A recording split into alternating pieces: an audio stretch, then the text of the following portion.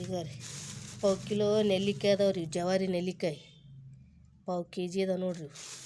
ಇದಕ್ಕೆ ಈಗ ರೀ 2 ಸ್ಪೂನ್ ಉಪ್ಪು ರೀ, ದಪ್ಪಂದು 2 ಸ್ಪೂನ್ ಖಾರ ಪುಡಿ. ಇದನ್ನು ಇದ್ರಾಗ ಹಾಕಿ ಕಲಿಸಿಬಿಡೋದು ನೋಡಿ ಈಗ ರೀ.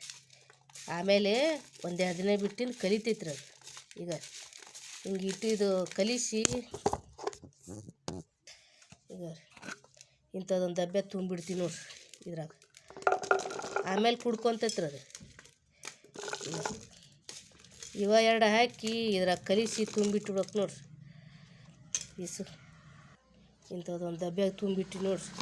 1-2 ದಿನ ಬಿಟ್ಟಿಂದ ಹಿಂಗೆ ಅಲ್ಗಾಡ್ಸೋತಟಗು 1-2 ದಿನ ಬಿಟ್ಟಿಂದ ನೀವು ರೊಟ್ಯಾಗ ಚಪಾತ್ಯಾಗ ಅಂದಾಗ ಉಂಡ್ಬಿಡ್ರಿ, ಮಸ್ತ್ ಆಗತ್ತೆ ನೋಡ್ರಿ.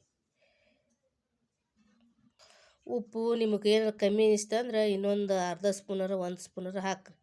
ನಾವು ಪಾವು ಕಿಲೋಕ್ಕೆ 2 ಸ್ಪೂನ್ ಹಾಕೀವಿ ರೀ. 2 ಸ್ಪೂನ್ ಉಪ್ಪು 2 ಸ್ಪೂನ್ ಖಾರ ಪುಡಿ ಹಾಕೀವಿ ರೀ, ಬರೋಬ್ಬರಿ ಆಗುತ್ತೆ ನಮ್ಗೆ. ನಿಮ್ಗೆ ಇನ್ನಿಟ್ಟು ಉಪ್ಪು ಇದ್ರೆ ಇನ್ನೊಂದು ಸ್ಪೂನ್ ಹಾಕ್ರಿ.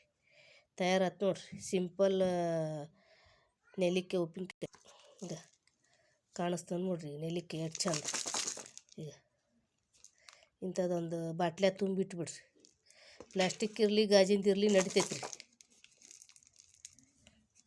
ನೋಡ್ರಿ ನೆಲ್ಲಿಕಾಯಿ ಉಪ್ಪಿನಕಾಯಿ.